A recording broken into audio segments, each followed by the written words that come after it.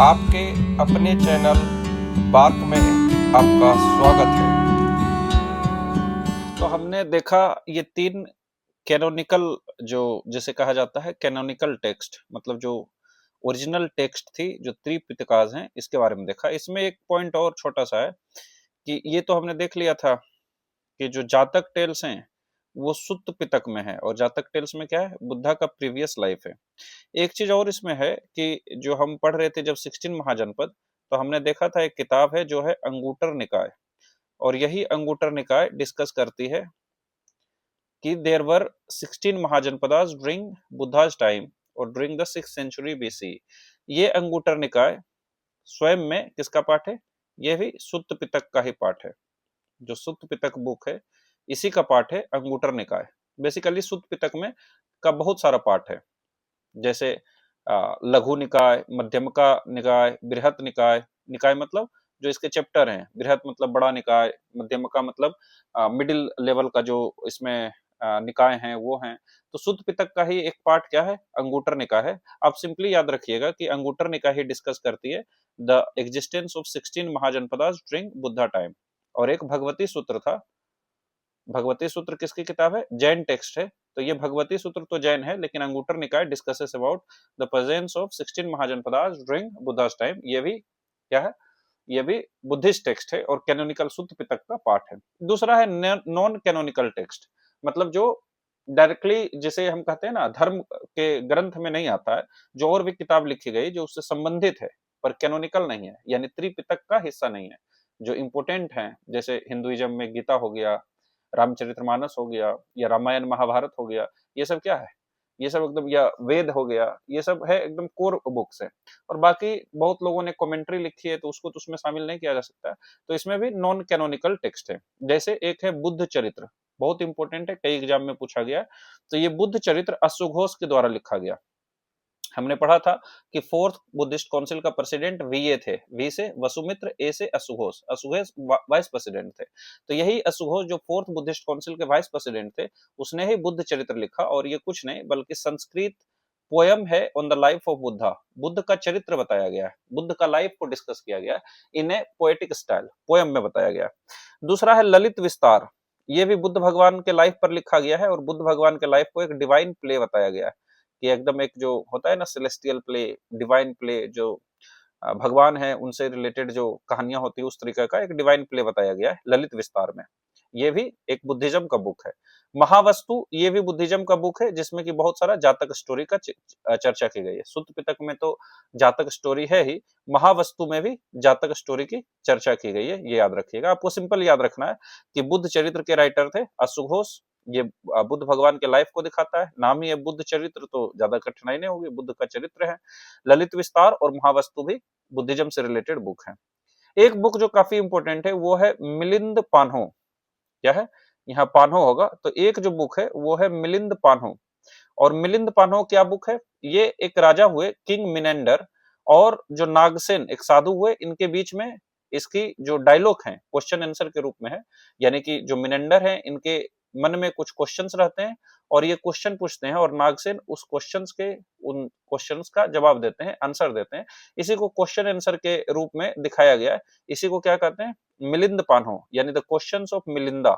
ये जो मिलिंद है या मिनेंडर है, ये किंग है जो कि बाहर से आते हैं पोस्ट मौर्यन पीरियड के समय में। इसके बारे में पढ़ेंगे जब पोस्ट मौर्यन हमारे सिलेबस का पार्ट है, उसमें जब पढ़ेंगे तब देखेंगे कि मिनेंडर जो रहते हैं राजा, ये क्वेश्चंस पूछते हैं। इन्हें ही मिलिंदा कहा गया है, मिनेंडर या इसे ही मिलिंद कहा गया है। तो इन्होंने क्वेश्चन पूछा नागसेन से, उसी को किताब के रूप में दिया गया है मिलिंद पानो, जो पाली में लिखा गया है। दूसरा एक बहुत महत्वपूर्ण जो फिलोसोफर हुए बुद्धिज्म से रिलेटेड, वो है नागा अर्जुन, और ये कनिष्क के दरबार में थे। जो हमने कनिष्क का चैप्टर अगर लोड नहीं हुआ तो लोड हो जाएगा, उसमें आप देखिएगा कि कनिष्क के दरबार में एक से एक साधु संत रहते हैं, जैसे नागा अर्जुन भी रहते हैं। जो भीये हैं, अश्वघोष हैं, और वसुमित्र हैं, वो भी नागार्जुन के समय रहते हैं। जो जीवक हैं, जीवक, वो भी नागार्जुन के समय ये कनिष्क के कोर्ट में रहते हैं। आप उसको पढ़िएगा। तो ये सब जो हैं, जीवक नहीं, जीवक या सुसूत्र नहीं, जीवक ही रहते हैं। तो वो उस लेक्चर में दिया हुआ है, आप वहां जाके जरूर देखिएगा। तो जो नागार्जुन है ये बुद्धिज्म से रिलेटेड बहुत बड़ा फिलोसोफर है, और इन्होंने ही दिया एक फिलोसफी, शून्यवाद फिलोसफी जिसे कहते हैं। क्या कहते हैं? शून्यवाद की फिलोसफी कहते हैं कि देर इज नथिंग परमानेंट, कुछ परमानेंट नहीं है और कुछ इम्परमानेंट नहीं, there is something in the middle. इसके बारे में चर्चा वहीं पर की गई है, आप उसको देखिएगा तो ये रिपीटेशन हो जाएगा। तो जो शून्यवाद का फिलोसफी, आप इतना भी अगर आपको याद रहता है कि शून्यवाद का फिलोसफी कौन दिए, नागार्जुन दिए, ये क्वेश्चन भी बहुत बार पूछा जाता है। तो जो शून्यवाद फिलोसफी है नागार्जुन दिए हैं, और इन्हीं के द्वारा किताब लिखा गया है माध्यमिका करिका। किताब का नाम क्या है? मध्यमिका करिका। तो नागार्जुन ने एक किताब लिखी है मध्यमिका करिका, और इन्होंने शून्यवाद की फिलोसफी दी है। दो और किताब है जिसका जिक्र बार बार आप कहीं भी पढ़िएगा तो आएगा जिक्र कि इस चीज की जानकारी हमें इन दो किताबों से मिलती है, वो है दीपवंश और महावंश। तो दीपवंश या दीपवंश या महावंश ये श्रीलंका में लिखा गया है, और ये जो मौर्यन हिस्ट्री है उसका रिकंस्ट्रक्शन के लिए इंपॉर्टेंट है। नाम ही क्या है? वंश, दीपवंश और महावंश। इसमें उन राजाओं की चर्चा की गई है जो बुद्धिज्म को फैलाने में, बुद्धिज्म का प्रचार प्रसार में अपना योगदान दिया है। वंश मतलब राजाओं का वंश के बारे में चर्चा है। सिंपल याद रखना है कि दीप वंश महावंश बुद्धिज्म से रिलेटेड किताबें हैं जो श्रीलंका की किताबें हैं। ठीक है। जो मध्यमिका करिका है ये नागार्जुन के द्वारा लिखा गया है, और शून्यवाद की फिलोसफी नागार्जुन के द्वारा दिया गया था। मिलिंद पानो डिस्कशन है क्वेश्चन आंसर के फॉर्म में, किंग मिलिंदा और नागसेन के बीच में, उसकी चर्चा इसमें की गई है। महावस्तु, ललित विस्तार और बुद्ध चरित्र भी बुद्ध से रिलेटेड किताबें, खास करके बुद्ध चरित्र काफी इंपॉर्टेंट है जो अशुघोष के द्वारा लिखा गया, और ये पोएम स्टाइल में लाइफ ऑफ बुद्धा को दिखाया गया। फिर जो तीन कैनोनिकल किताबें पढ़े, विनय पिटका जिसमें रूल्स एंड डिसिप्लिन बताया गया, सुत्त पिटका जिसमें बुद्ध भगवान को जो डायरेक्ट टीचिंग्स है, जो भी बुद्ध भगवान के वचन थे, जो भी उन्होंने बोला है उसको दिखाया गया है, और अभिधम पिटक में जो फिलोसॉफिकल और साइंटिफिक एनालिसिस है वो दिखाया गया है। किसने लिखा है? उपाली आनंद मोगली पुत्ता और फर्स्ट काउंसिल और थर्ड काउंसिल में लिखा गया, और अंगुटर निकाय और जातक स्टोरी सुत्त पिटक में मिलते हैं, ये आप ध्यान रखिएगा। एक जो पीछे छूट गया था फिलोसफी का जब हम लोग पढ़ रहे थे, तो एक इसको पढ़ लेते हैं। बेसिकली इसमें 5 पॉइंट हमें पढ़ना है, 3 पॉइंट तो आपको पढ़ना ही है और आपको याद भी होगा। तो 2 पॉइंट हम अपनी तरफ से जोड़े हैं जिससे कि क्वेश्चन अभी तक नहीं पूछी गई है, पर संभावना है कि पूछी जा सकती है। हालांकि इसमें दुखा ये तो हमने पढ़ा, और जो निर्वाण कर्म भी है इसके बारे में भी पूछा जाता है, और निर्वाण, ये 3 तो आपको पढ़ना ही था। तो 2 हम अपनी तरफ से इंक्लूड किया जो एनसीईआरटी में भी दिया हुआ है और जो इंपॉर्टेंट है। पहला है अनिक्का, या जिसे अनित्य कहते हैं। अनित्य मतलब इम्परमानेंस होता है। गौतम बुद्ध का मानना था कि there is nothing permanent in this universe. ये पूरा यूनिवर्स जो आपको दिख रहा है, आज पृथ्वी है, चांद है, सूरज है, कल नहीं रहेंगे। अभी पेड़ पौधे हैं, मनुष्य हैं, लोग एक दूसरे से बात कर रहे हैं, कल वो भी नहीं रहेंगे। यानी everything in the universe is impermanence. और जब तक ये नहीं पता चलेगा तब तक लोग क्या है, स्पिरिचुअलिज्म की तरफ नहीं बढ़ेगा। तो everything in the universe is in a constant state of flux, rising and passing away. वो आते हैं, उदय होते हैं और अंत होते हैं, उनका जन्म होता है, उनकी मृत्यु होती है, कोई चीज बनती है फिर बाद में खत्म हो जाती है। तो इसे ही बुद्ध धर्म में क्या कहा गया है? अनिक्का कहा गया है या अनित्य कहा गया है। आप याद रखिएगा, एनसीईआरटी में रेफरेंस दिया गया है कि अनिक्का जो है वो हेल्प करती है प्रैक्टिशनर को अटैचमेंट से बाहर आने में। जैसे फॉर एग्जांपल किसी को अपना जो पेट है उससे अटैचमेंट हो सकता है, पर पता होना चाहिए अगर मन में यह बात हमारा रहे कि आज अभी ये है कल नहीं रहेगा, तो शायद अटैचमेंट को ओवरकम करने में मदद मिल सकती है। दूसरा है दुखा। दुखा हमने पहले ही देखा कि सफरिंग और अनसेटिस्फैक्टरीनेस है, कि the central problem of human existence क्या है? कि दुख है। अगर जीवन के, मनुष्य के जीवन में दुख नहीं होता तो उसे स्पिरिचुअलिज्म के पाथ पर जाने की आवश्यकता नहीं पड़ती, उसे भगवान याद नहीं आते, उसे अनुष्ठान करने की जरूरत नहीं पड़ती, उसे हिमालय जाने की आवश्यकता नहीं पड़ती, जंगल में भटकने की आवश्यकता नहीं पड़ती, भक्ति मार्ग, राजमार्ग सब धरे के धरे रह जाते। ये सभी चीजें हैं because human life is full of सोरो। तो ये हमने पहले ही पढ़ा था। It is not just physical pain, ये फिजिकल पेन नहीं है जो हमारे शरीर से आता है, ये अनसेटिस्फैक्टरीनेस भी है लाइफ में। कई बार लोग कहते हैं कि मन नहीं लग रहा है, कुछ अच्छा नहीं लग रहा है। तो ये चेंजिंग नेचर जो रियलिटी है अनिक्का का, उसके कारण भी होता है। It is the first of the 4 noble truth जिसके बारे में हमने पहले ही देखा। तीसरा है अनत्त, या जिसे अनात्मन कहते हैं, जो नॉन सेल्फ है, इसे ही अनत्त या अनात्मन कहते हैं, नॉन सेल्फ। ये वर्ड बना हुआ है आत्मा का उल्टा। आत्मन होता है ना, आत्मन। अच्छा, हिंदुइज्म में आपने आत्मा का वर्ड सुना होगा। आत्मा क्या है? आत्मा को बोला गया है कि जो हमारा मानव शरीर है उसके अंदर सबसे जो कोर में है वो आत्मा है। ये आत्मा क्या है? ये आत्मा परमानेंट है। यही आत्मा है जो एक शरीर को छोड़कर दूसरे बॉडी में जाती है, क्योंकि ये परमानेंट है।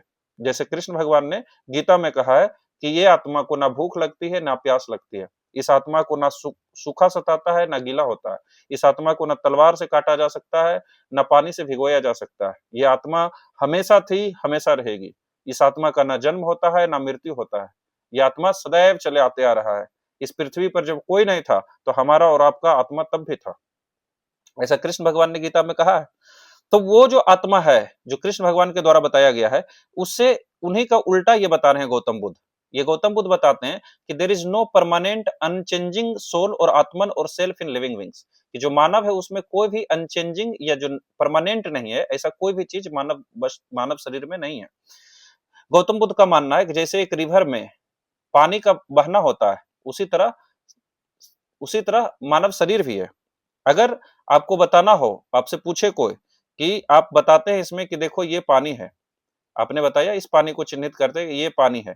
जैसे आपने यहाँ पर बताया ये पानी आगे बढ़ गया, यहाँ पर दूसरा वाटर आ गया, यानी कि ये क्या है? परमानेंट नहीं है। जो हमारा आत्मा है, जैसा कि अगर सिंपल भाषा में समझे, शायद थोड़ा सा जो गौतम बुद्ध बताना चाहते थे उससे अलग हो सकता है, पर समझने के लिए कि जैसे कल जो हम थे, आज हम नहीं है, और कल जब आप हमसे मिलिएगा तो आज वाला हम नहीं रहेंगे। विराट कोहली जब चीकू था तो कुछ और था, जब विराट कोहली बना तो कुछ और हो गया, आगे चल के वो और परिवर्तन होकर कुछ और बन जाएंगे। तो इस तरह से आप समझ सकते हैं कि जो आत्मा है वो भी क्या है? बदलते रहता है। ऐसा गौतम बुद्ध का मानना है कि देयर इज नथिंग परमानेंट, ऐसा कुछ नहीं है जो पहले, जिसका जन्म नहीं हुआ, जिसका मृत्यु नहीं होगा। ऐसा कुछ भी चीज मानव शरीर में नहीं है जिसको पानी ना भिगो सकती है, ना धूप सुखो सकती है, जिसे ना तलवार काट सकती है, ना उसका मतलब समझ गए, ना मृत्यु होती है ना जन्म होती है। जो कृष्ण भगवान बताएं, आप उसी के संदर्भ में उल्टा करके देखिए, वो ऐसा कुछ चीज शरीर में नहीं है जो परमानेंट है, यानी जो आत्मा की कल्पना की गई है वो भी बदलते रहती है। तो the doctrine that there is no permanent unchanging soul or self in living beings, a person is just combination of five aggregates that are constantly changing, कि मानव पांच स्कंद से मिलकर बना है और वो लगातार चेंज होते रहता है। ये पंच तत्व नहीं है, स्कंद है, जो बुद्धिज्म का थोड़ा सा चेंज होता है। और ये क्या है? यही मेजर पॉइंट ऑफ डिफरेंस है, एक तरफ बुद्धिज्म और दूसरी तरफ जैनिज्म और हिंदुइज्म। क्योंकि जैनिज्म और हिंदुइज्म ये परमानेंट सोल में विश्वास रखता है कि there is something called permanent soul, कि बहुत गौतम बुद्ध का जो सोल था वो अब भी किसी प्लानेट पर होगी, ऐसा मानना क्या है? परमानेंट सोल है। पर बुद्ध भगवान के हिसाब से there is nothing called permanent soul, permanent soul कुछ नहीं होती है। ठीक है, तो ये आपको समझना है। आगे है कर्मा। कर्मा आपने समझा है कि जो हमारा लॉ ऑफ मोरल कॉजेशन है, मतलब हमने कुछ सोचा, उसी के कारण आगे हमें उसी का पुण्य मिलता है या पाप मिलता है, उसे ही कर्मा कहते हैं। जो इंटेंशनल एक्शन है, चाहे फिजिकल हो, वर्बल हो, मेंटल हो, वही फ्यूचर कॉन्सिक्वेंसेस होगा। अच्छे कर्म करेंगे अच्छे फल मिलेंगे, बुरे कर्म करेंगे बुरे फल मिलेंगे। और यही कर्मा की वजह से बर्थ और डेथ लगातार होते रहती है। हमारा जन्म हुआ, फिर मृत्यु होगा, फिर यही कर्मा। जैसे फॉर एग्जाम्पल, अगर हमें समोसा बहुत पसंद है, हम समोसा के बिना ना रह पाएंगे, तो फिर से हमें बर्थ लेनी पड़ेगी। समोसा एक एग्जाम्पल है, आप इससे सभी अटैचमेंट को देख सकते हैं, जितना भी अटैचमेंट है। किसी को किसी व्यक्ति से प्रेम हो सकता है, तो उस प्रेम को फिर से प्राप्त करने के लिए जन्म लेगा, क्योंकि उस व्यक्ति से अटैचमेंट थी तो फिर से जन्म लेना पड़ा। तो ये बर्थ और डेथ का जो कल्पना की गई है, ये इसी अटैचमेंट के बेसिस पर की गई है, कर्मा थ्योरी पर की गई है। ठीक है, तो पॉजिटिव इंटेंशन पुण्य करेगी, नेगेटिव इंटेंशन फिर से इस तरह होते रहेगी। फिर इसी में निर्वाण है, ये जैसे पाली में निवन्ना कहा गया है, जो एक्सटेंशन होता है। मतलब कि जब हमें ज्ञान प्राप्त हो जाता है तो हम अटैच्ड किसी चीज से नहीं रहते हैं, हमारा डिजायर खत्म हो जाता है। हमारा डिजायर क्यों खत्म हो जाता है? क्योंकि हम अटैचमेंट को खत्म कर देते हैं, हम किसी से अटैचमेंट नहीं है, इसलिए हमारा दुख खत्म हो जाता है, और इसलिए हमारा लाइफ एंड डेथ से मतलब खत्म हो जाता है, हम फिर से जन्म मृत्यु के बंधन से बंध जाते हैं। तो ये जो निर्वाण है, this is the ultimate spiritual goal of Buddhism. जैसे हिंदुइज्म में मोक्ष है, उसी तरह इसमें, जैसे जैनिज्म में कैवल्य है, उसी तरह बुद्धिज्म में निर्वाण है। लिटरली मीन्स ब्लोइंग आउट और extinguishing the fire of greed, hatred and delusion. जो हेट्रेट थी, जो ग्रीड थी, काम, मद, मोह, वासना, जो चीज भी थी, वो पूरी तरह से खत्म हो गया। गौतम बुद्ध से पूछता है कि मृत्यु के बाद क्या होगा, तो बोलते हैं दीपक अब बुझ जाएगा। तो वो ब्लोइंग आउट है, सब कुछ खत्म हो जाएगा। मतलब सब कुछ खत्म हो जाएगा, इसका मतलब नहीं कि एग्जिस्टेंस खत्म हो जाएगा। उसके बारे में ज्यादा चर्चा गौतम बुद्ध स्वयं ने नहीं की कि बाद में क्या होगा। तो उसके विषय में चर्चा करने का कोई फायदा भी नहीं है। तो और it marks the end of cycle of रिवर्थ and total cessation of दुख। जो रिवर्थ है और दुख है ये सबसे खत्म हो जाएगा। निर्वाण अचीव होता है किससे? नोबल एट फोल्ड पाथ से होता है अचीव। तो अनिक का मतलब क्या समझे कि change is the only constant, impermanence ही सब कुछ है। इसको आप ऐसे में भी यूज कर सकते हैं कि जैसे बुद्धिज्म में अनिका की फिलोसफी दी गई है, दुनिया में सब कुछ चेंज होते रहती है। फॉर एग्जांपल इंटरनेशनल रिलेशन में जो प्रीवियस ग्लोबल ऑर्डर थी उसको चैलेंज किया जा रहा है और न्यू ग्लोबल ऑर्डर इमर्ज हो रही है। The world is in continuous churn, और जब तक न्यू ऑर्डर नए इमर्ज हो जाए तब तक ये केओस रहेगा। जो केओस थोड़ा बहुत दिख रहा है वर्ल्ड में वो केस रहेगा, because impermanence change is the only constant. बाकी सब कुछ बदलता है, सिर्फ चेंज ही है जो नहीं बदलता है। दुख, लाइफ इज इनहेरेंटली सोरोफुल। अनंत मतलब आत्मा, देर इज नथिंग आई और नॉन सेल्फ सोल, मतलब ऐसा कुछ नहीं है जो परमानेंट है मनुष्य में, जो हिंदुइज्म में जिसकी चर्चा की गई है। जैनिज्म भी जिस सोल की स्वीकृति को मानती है। कर्म मतलब एक्शन एंड रिएक्शन जो होती है। निर्वाण मतलब लिबरेशन फ्रॉम रिवर्थ।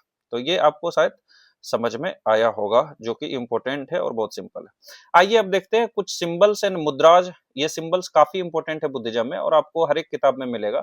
हमने अपने तरफ से कुछ मुद्रा को इंक्लूड किया है, जैसे कि भूमि स्पर्श मुद्रा हमने आपको पढ़ाया, जैसे अभय मुद्रा राहुल गांधी ने जिसकी चर्चा की थी पार्लियामेंट में, इसलिए इससे क्वेश्चन पूछने की संभावना थोड़ी बढ़ जाती है। तो 2-3 मुद्रा हम पढ़ेंगे, 5 मुद्रा है शायद, और बहुत सिंपल है। हम बता देंगे कि अगर आपको कम पढ़ने का मन रहेगा तो उसको आप छोड़ भी सकते हैं, हालांकि इतना सिंपल है कि आपको याद हो जाएगा। पहले सिंबल्स के बारे में पढ़ते हैं। बुद्धिज्म में कुछ चीजें हैं जो कुछ इनहेरेंट कॉन्सेप्ट को दिखाती है, वो सिंबल से बुद्धिज्म कुछ बताने की कोशिश करती है, तो इसको समझना जरूरी है। जैसे पहला है एलिफेंट। एलिफेंट रिप्रेजेंट करता है कॉन्सेप्शन या बर्थ ऑफ सिद्धार्थ, क्योंकि क्वीन माया के ड्रीम में आया था कि एलिफेंट उनके गर्भ में समा रहा है। इसको बुद्धिज्म इस तरह से देखता है कि एक बड़ी शक्ति का प्रवेश हुआ था उनके गर्भ में, इसलिए उन्हें स्वप्न आया था एलिफेंट। तो एलिफेंट से गौतम बुद्ध का जन्म को दिखाया जाता है।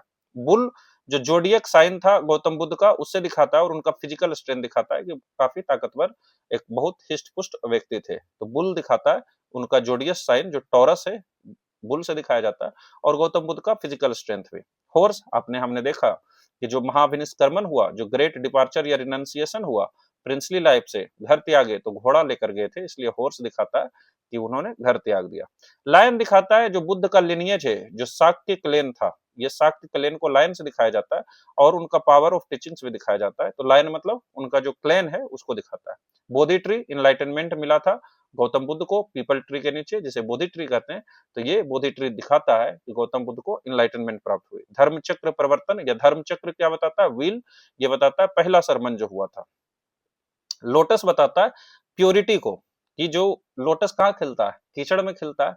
अगर कीचड़ में भी खिल के इतना पवित्र, इतना स्वस्थ, इतना स्वच्छ, जिसमें कुछ भी कीचड़ के बूंद नहीं लगा हो, तो लोटस दिखाता है कि कैसे Gautam Buddha mud of desire से राइज करते हैं और इनलाइटनमेंट को प्राप्त होते हैं। तो लोटस क्या दिखाती है? प्योरिटी दिखाती है इन जनरल सेंस ऑल्सो।